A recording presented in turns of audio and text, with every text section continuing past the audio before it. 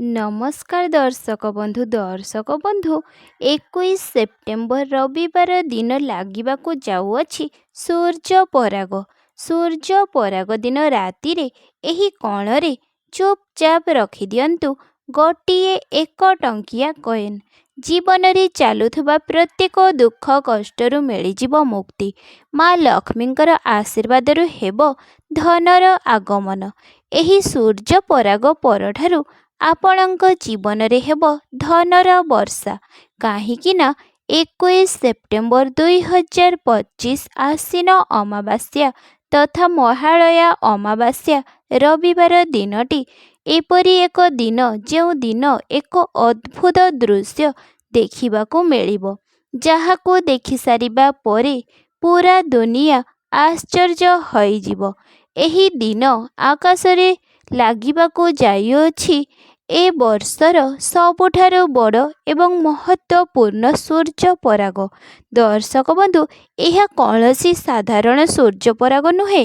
ଏପରି ଏକ ସୂର୍ଯ୍ୟ ପରାଗ ଯେଉଁଥିରେ ସୂର୍ଯ୍ୟ ସମ୍ପୂର୍ଣ୍ଣ ଭାବରେ କ୍ଷୟ ହୋଇଯିବେ, ଦିନରେ ମଧ୍ୟ ହୋଇଯିବ ରାତି। ସେପ୍ଟେମ୍ବର 21 ତାରିଖ ଦିନ ଯଦି ଆପଣମାନେ ସୂର୍ଯ୍ୟଙ୍କୁ ଦେଖିବେ, ସୂର୍ଯ୍ୟ ସାମାନ୍ୟ ଭଳି ଦେଖାଯିବେ ନାହିଁ। ସୂର୍ଯ୍ୟ ସମ୍ପୂର୍ଣ୍ଣ ଭାବରେ କ୍ଷୟପ୍ରାପ୍ତ ହେବାର ଦୃଶ୍ୟମାନ ହେବ। ଏହି ସୂର୍ଯ୍ୟ ପରାଗ କୌଣସି ମାମୁଲି ବା ସାଧାରଣ ସୂର୍ଯ୍ୟ ପରାଗ ନୁହେଁ। ଏହି ସୂର୍ଯ୍ୟ ପରାଗ ଆଶ୍ୱିନ ଅମାବାସ୍ୟା ବା ମହାଳୟା ଅମାବାସ୍ୟା ଦିନ ପଡ଼ିବାକୁ ଯାଉଅଛି। ମହାଳୟା ଅମାବାସ୍ୟା ବା ଆଶ୍ୱିନ ଅମାବାସ୍ୟା ଦିନଟି ଏପରି ଏକ ଦିନ ଯେଉଁ ଦିନ ମାତା ଦୁର୍ଗା ନିଜ ପରିବାର ବର୍ଗଙ୍କ ସହ ଧରିତ୍ରୀ ଉପରେ ବାସ କରିବାକୁ ଆସିଥାନ୍ତି। ଏ ବର୍ଷ ଏହି ଦିନରେ ହିଁ ସୂର୍ଯ୍ୟ ପରାଗ ପଡ଼ିଥିବାରୁ କିଛି ଖାସ୍ ହେବାକୁ ଯାଉଅଛି। ସୂର୍ଯ୍ୟ ପରାଗ ସମୟରେ ଦିନ ଥିଲେ ବି କିଛି ସମୟ ପାଇଁ ରାତ୍ରି ଭଳି ଅନୁଭୂତ ହେବ। ଏହି ଦିନ ଯଦି ଆପଣମାନେ ଗୋଟିଏ 1 ଟଙ୍କିଆ କଏନକୁ ନେଇ ଗୋଟିଏ ଗୁପ୍ତ ଜାଗାରେ ରଖିଦେବେ, ତେବେ ବିଶ୍ୱାସ କରନ୍ତୁ ଆଜ୍ଞା, ସୂର୍ଯ୍ୟଦେବ ଆପଣଙ୍କ ଜୀବନକୁ ଆସୁଥିବା ସମସ୍ତ ବିପଦରୁ ଆପଣଙ୍କୁ ମୁକ୍ତି କରାଇଦେବେ। ଆପଣଙ୍କ ଜୀବନରେ ଆର୍ଥିକ ସମସ୍ୟା ଦୂର ହେବା ସହ ଧନ ଆଗମନର ବିଭିନ୍ନ ମାର୍ଗ ମଧ୍ୟ ଖୋଲିଯିବ। ଏତେ ଧନ ଆସିବ ଯେ ଆପଣ କଳ୍ପନା ବି ମଧ୍ୟ କରିପାରିବେ ନାହିଁ। ମାତା ଲକ୍ଷ୍ମୀଙ୍କର ଆଶୀର୍ବାଦ ବରଦାନ ସଦୃଶ ଆପଣଙ୍କୁ ପ୍ରାପ୍ତ ହେବ। ପରାଗ ହଉ ବା ଗ୍ରହଣ ସମୟରେ କରାଯାଉଥିବା ଉପାୟ କେବେ ବି ବିଫଳ ହୋଇନଥାଏ। ଏହି ସୂର୍ଯ୍ୟ ପରାଗ 100 ବର୍ଷ ପରେ ଏପରି ସଂଯୋଗ ବନିବାକୁ ଯାଉଅଛି, ଯାହାଦ୍ୱାରା ଏହି ଦିନ ଆପଣ ଯାହା ବି ଉପାୟ କରିବେ, ସେଥିରେ ଆପଣଙ୍କୁ ନିଶ୍ଚିତ ଭାବରେ ଶୁଭଫଳ ପ୍ରାପ୍ତ ହେବ। 2025 ସେପ୍ଟେମ୍ବର 21 ତାରିଖ ରବିବାର ଦିନ ଆକାଶରେ ଲାଗିବାକୁ ଯାଉଥିବା ସୂର୍ଯ୍ୟ ପରାଗ ପ୍ରତ୍ୟେକ ଲୋକଙ୍କ ଜୀବନରେ ନିଶ୍ଚିତ ଭାବରେ ପ୍ରଭାବ ପକାଇବ। ଏହି ରାତିରେ ଶୁଭ ଯୋଗରେ ଯଦି ଆପଣ 1 ଟଙ୍କା କଏନରେ ଯଦି ସଠିକ୍ ଉପାୟ କରିଦେବେ, ତେବେ ଆପଣଙ୍କୁ ସଫଳତା ଓ ଧନ ପ୍ରାପ୍ତି ନିମନ୍ତେ ନୂଆ ମାର୍ଗ ମିଳିଯିବ। ଯଦି ଆପଣମାନେ ଚାହୁଁଛନ୍ତି ମାତା ଲକ୍ଷ୍ମୀଙ୍କ ଆଶୀର୍ବାଦ ଆପଣଙ୍କ ଉପରେ ଏବଂ ଆପଣଙ୍କ ପରିବାର ଉପରେ ବଜାୟ ରହୁ, ତେବେ ଏହି ଗୋଟିଏ ଉପାୟ ନିଶ୍ଚୟ କରନ୍ତୁ। ତେବେ ଚାଲନ୍ତୁ ଜାଣିବା, ଚନ୍ଦ୍ରଗ୍ରହଣ ଦିନ ରାତିରେ 1 ଟଙ୍କିଆ କଏନରେ ଯଦି ଏହି ଗୁପ୍ତ ଉପାୟ ଆପଣ କରିଦେବେ, ତେବେ ଆପଣଙ୍କର ଦୁଃଖ ଦରିଦ୍ରତା ସମସ୍ତ ସମସ୍ୟାଠାରୁ ଆପଣଙ୍କୁ ମିଳିଯିବ ମୁକ୍ତି। ଆପଣ ନିଜେ ଦେଖିବେ ଆପଣଙ୍କ ଜୀବନରେ କିପରି ଧନର ବର୍ଷା ହେବାକୁ ଲାଗିବ। ଏହି ଉପାୟକୁ କରିବା ଦ୍ୱାରା ଆପଣ ଜୀବନରେ ଧନର ବୃଦ୍ଧି ହେବ। ବେପାର ବାଣିଜ୍ୟରେ ମଧ୍ୟ ଉନ୍ନତି ହେବାକୁ ଲାଗିବ। ଆପଣଙ୍କ ଘରେ ଧନର ଆଗମନ ହେବ। ଯେଉଁ ଅଯଥା ଖର୍ଚ୍ଚ ବା ଋଣ କରଜ କରିଥିବେ, ସେଥିରୁ ମଧ୍ୟ ମୁକ୍ତି ମିଳିଯିବ ଆପଣଙ୍କୁ। ଏହି ସୂର୍ଯ୍ୟ ପରାଗଠାରୁ ଅଧିକ ଶୁଭ ସଂଯୋଗ ବନୁଅଛି। ଏହି ଶୁଭ ସଂଯୋଗରେ କରାଯାଉଥିବା ପ୍ରତ୍ୟେକ ଉପାୟର 1000 ଗୁଣା ଶୁଭଫଳ ମିଳିବ। ଯେତେବେଳେ ଗ୍ରହଣ ଲାଗିଥାଏ ସେତେବେଳେ ଗ୍ରହଣର ସେନାପତି ମଙ୍ଗଳ, ଶନି, ସୂର୍ଯ୍ୟ ଓ ରାହୁ ପରସ୍ପରର ସାମ୍ନାସାମ୍ନି ହୋଇଥାନ୍ତି। କୁହାଯାଏ କି ଏହାଦ୍ୱାରା ଏହି ସମୟରେ ଯେଉଁ ବି ସାଧନା ବା ଉପାୟ କରାଯାଇଥାଏ ସେଥିରେ ନିଶ୍ଚିତ ଭାବରେ ଶୁଭଫଳ ମିଳିଥାଏ।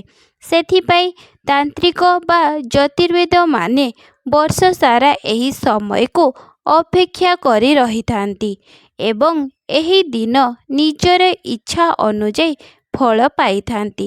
ଯଦି ଆପଣମାନେ ଏହି ଦିନ 1 ଟଙ୍କିଆ କଏନରେ ଗୁପ୍ତ ଉପାୟ କରିଦେବେ, ଯାହା ଆଜିର ଭିଡ଼ିଓରେ ଆପଣମାନଙ୍କୁ କହିବି, ତେବେ ଆପଣଙ୍କୁ ଜୀବନକୁ ପରିବର୍ତ୍ତନ କରିବାରେ କୌଣସି ବି ଶକ୍ତି ରୋକିପାରିବ ନାହିଁ। ଆପଣଙ୍କ ନବଗ୍ରହ ଆପଣଙ୍କର ସାଥ ଦେବା ପ୍ରାରମ୍ଭ କରିବେ। ଖାଲି ସେତିକି ନୁହେଁ, ବୃହସ୍ପତି ଚଞ୍ଚଳ ମାତା ଲକ୍ଷ୍ମୀଙ୍କ ଆଶୀର୍ବାଦରୁ ସୁଖ, ଶାନ୍ତି, ସମୃଦ୍ଧିରେ ଆପଣଙ୍କ ଘର ପୂର୍ଣ୍ଣ ହେବ। ଦର୍ଶକ ବନ୍ଧୁ, ପ୍ରତ୍ୟେକ ଉପାୟ କରିବାର ଗୋଟିଏ ମୁହୂର୍ତ୍ତ ଥାଏ। ସେହି ମୁହୂର୍ତ୍ତରେ କରିବା ଦ୍ୱାରା ଲାଭ ଓ ସୁନିଶ୍ଚିତ ମିଳିଥାଏ। ସେଥିପାଇଁ ଭିଡ଼ିଓଟିକୁ ସମ୍ପୂର୍ଣ୍ଣ ଦେଖନ୍ତୁ। ସର୍ବପ୍ରଥମ ଉପାୟ। ଏହି ଉପାୟଟି ଘରେ ଧନ ବୃଦ୍ଧି କରିବାର ଉପାୟ। ଯଦି ଆପଣମାନେ ଚାହୁଁଛନ୍ତି ଆପଣଙ୍କ ଘରେ ଧନର ଅଭାବ କେବେ ନ ହେଉ, ମାତା ଲକ୍ଷ୍ମୀଙ୍କ କୃପା ସର୍ବଦା ପ୍ରାପ୍ତ ହେଉ, ତେବେ 21 ସେପ୍ଟେମ୍ବର ସୂର୍ଯ୍ୟପରାଗ ଆରମ୍ଭ ହେବା ପୂର୍ବରୁ 9:01 ଆପଣ ଗୋଟିଏ ପିତ୍ତଳ ଗିନା ନେବେ। ସେଥିରେ ଗଙ୍ଗାଜଳ ଭରିଦେବେ ଏବଂ ସେଥିରେ ଗୋଟିଏ 1 ଟଙ୍କିଆ କଏନକୁ ପକାଇ ଦେବେ। ତାପରେ ସେହି ଗିନାକୁ ନେଇ ଛାତ ଉପରେ ବା ବାହାରେ ରଖିଦେବେ, ଯେଉଁଠାରେ କି ସୂର୍ଯ୍ୟଙ୍କର କିରଣ ପଡ଼ୁଥିବ।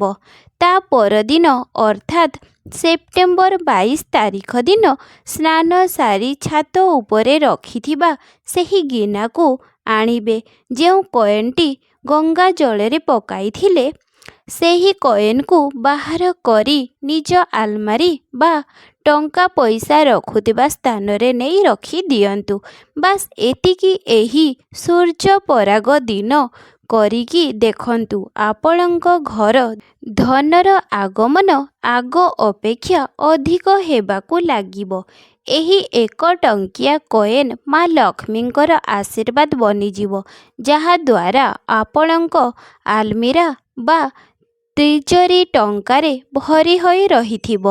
ଏହି ଉପାୟଟି ବିଷୟରେ ତନ୍ତ୍ରଶାସ୍ତ୍ରରେ ମଧ୍ୟ ଉଲ୍ଲେଖ କରାଯାଇଛି। ଏବେ ଆସନ୍ତୁ ଆଉ ଗୋଟିଏ ଉପାୟ ଜାଣିବା। ଏହି ଉପାୟଟି କରିବା ଦ୍ୱାରା ଶୁକ୍ର ଗ୍ରହ ମଜବୁତ ହେବ। ଶୁକ୍ର ଗ୍ରହ ଧନ ସମ୍ପତ୍ତିର ଗ୍ରହ ଅଟେ। ଶୁକ୍ର ଗ୍ରହର ନିୟନ୍ତ୍ରଣ ସାକ୍ଷାତ ମାତା ଲକ୍ଷ୍ମୀଙ୍କ ଦ୍ୱାରା ହୋଇଥାଏ। ଯେଉଁ ବ୍ୟକ୍ତିର ଶୁକ୍ର ଗ୍ରହ ମଜବୁତ ଥାଏ, ସେହି ବ୍ୟକ୍ତି ଧନ ବା ବ୍ୟାପାର ସମ୍ବନ୍ଧିତ ଯେଉଁ କାର୍ଯ୍ୟ କରିଥାନ୍ତି ସେଥିରେ ତାଙ୍କୁ ଲାଭ ହିଁ ଲାଭ ମିଳିଥାଏ। ଏହି ଉପାୟଟି ବହୁତ ସରଳ ଅଟେ, ଯାହାକୁ ବହୁତ ସହଜରେ ଆପଣ କରିପାରିବେ।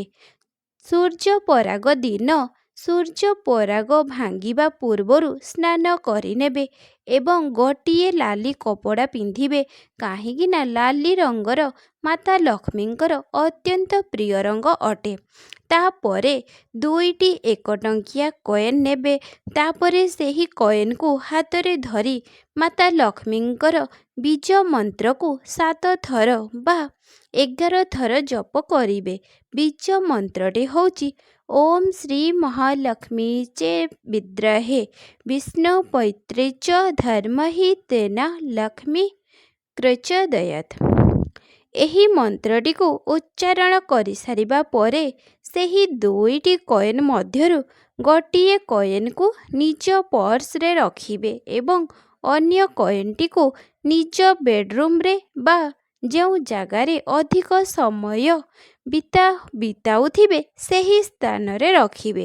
ବାସ୍ ଏତିକି କାମ ଯଦି ଆପଣମାନେ ଏହି ସୂର୍ଯ୍ୟ ପରାଗ ଦିନ କରିଦେବେ, ତେବେ ଶୁକ୍ର ଗ୍ରହ ଆପଣଙ୍କ ସାଥ ଦେବା ପ୍ରାରମ୍ଭ କରିଦେବ। ଧନ ଆଗମନର ମାର୍ଗ ମଧ୍ୟ ଖୋଲିଯିବ। ଏହି ଉପାୟଟି ଅତ୍ୟନ୍ତ ଚମତ୍କାରୀ ଅଟେ। ତେଣୁ ଏହାକୁ ଗ୍ରହଣ ସମୟରେ କରିବା ଆହୁରି ଫଳଦାୟୀ ଅଟେ। ତେଣୁ ଏହି ମୌକାକୁ ଜମାରୁ ବି ହାତଛଡ଼ା କରନ୍ତୁ ନାହିଁ। କାରଣ ଏହି ସୂର୍ଯ୍ୟ ପରାଗ ଆଉ ଏ ବର୍ଷ ଆସିବ ନାହିଁ। ଏହା ହେଉଛି ଏ ବର୍ଷର ଶେଷ ସୂର୍ଯ୍ୟ ପରାଗ। ତେଣୁ ଏପରି ସୁଯୋଗକୁ ହାତଛଡ଼ା କରନ୍ତୁ ନାହିଁ।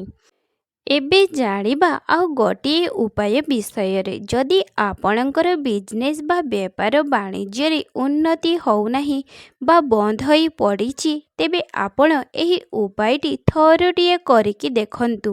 ବନ୍ଦ ହୋଇ ପଡ଼ି ରହିଥିବା ବେପାର ପୁଣି ଆଉଥରେ ଚାଲିବାକୁ ଲାଗିବ।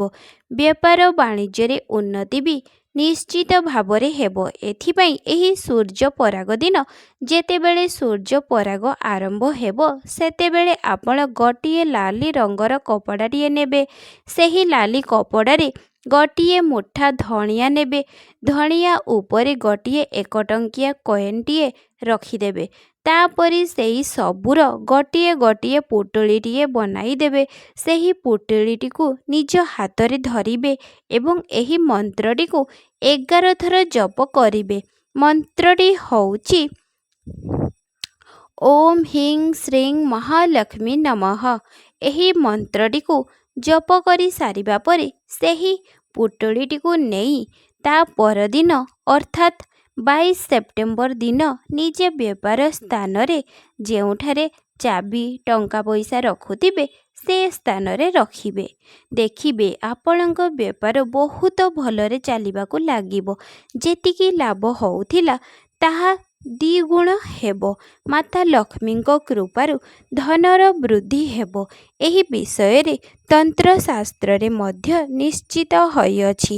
ଯଦି ଆପଣଙ୍କର ବହୁତ ପରିଶ୍ରମ କରିବା ପରେ ବି କୌଣସି କାମ ଅଳ୍ପ ଅଳ୍ପକେ ହଉ ହଉ ରହିଯାଉଛି, ଭାଗ୍ୟ ଆପଣଙ୍କ ସାଥ ଦେଉନାହିଁ, ତାହେଲେ ଆଉ ଗୋଟିଏ ଉପାୟ ଆପଣମାନଙ୍କୁ କହୁଛି, ଯାହାକୁ କହିବା ଦ୍ୱାରା ଆପଣଙ୍କର ଭାଗ୍ୟ ସାଥ ଦେବା ପ୍ରାରମ୍ଭ କରିବ।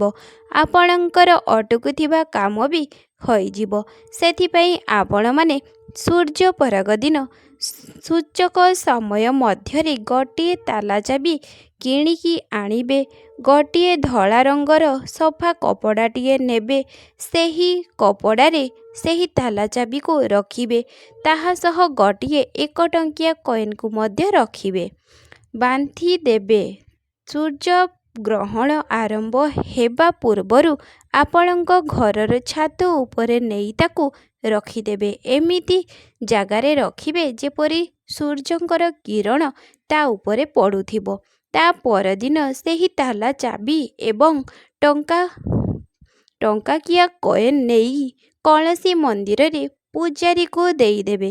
ତେବେ ଏତିକି କାମ ଯଦି ଆପଣମାନେ ଏହି ସୂର୍ଯ୍ୟ ଗ୍ରହଣ ଦିନ କରିଦେବେ, ତେବେ ବିଶ୍ୱାସ ରଖନ୍ତୁ ବନ୍ଦ ହୋଇ ରହିଥିବା ଆପଣଙ୍କର ଭାଗ୍ୟର ତାଲା ଖୋଲିଯିବ। ଆପଣଙ୍କର ଭାଗ୍ୟ ନିଶ୍ଚୟ ଆପଣଙ୍କର ସାଥ ଦେବା ପ୍ରାରମ୍ଭ କରିଦେବ। ଆପଣଙ୍କର ନବଗ୍ରହ ଆପଣଙ୍କର ସାଥ ଦେବା ପ୍ରାରମ୍ଭ କରିଦେବ। ସବୁ ଦିଗରୁ ଆପଣଙ୍କୁ ସଫଳତା ମିଳିବ। ଆଜିର ଭିଡ଼ିଓରେ ଯେଉଁ ଉପାୟ ବିଷୟରେ କହିଲି, ଏହି ସୂର୍ଯ୍ୟ ଗ୍ରହଣ ଦିନ ନିଶ୍ଚୟ କରନ୍ତୁ। ଜମାରୁ ଏହି ସମୟକୁ ହାତଛଡ଼ା କରନ୍ତୁ ନାହିଁ। ତେବେ ଦର୍ଶକ ବନ୍ଧୁ, ଆଶା କରୁଛି ଆଜିର ଏହି ଭିଡ଼ିଓଟି ନିଶ୍ଚୟ ଭଲ ଲାଗିବ। ଭିଡ଼ିଓଟି ଭଲ ଲାଗିଥିଲେ ଭିଡ଼ିଓଟିକୁ ଗୋଟିଏ ଲାଇକ୍, ସବସ୍କ୍ରାଇବ୍ ନିହାତି କରନ୍ତୁ। ଜୟ ଜଗନ୍ନାଥ।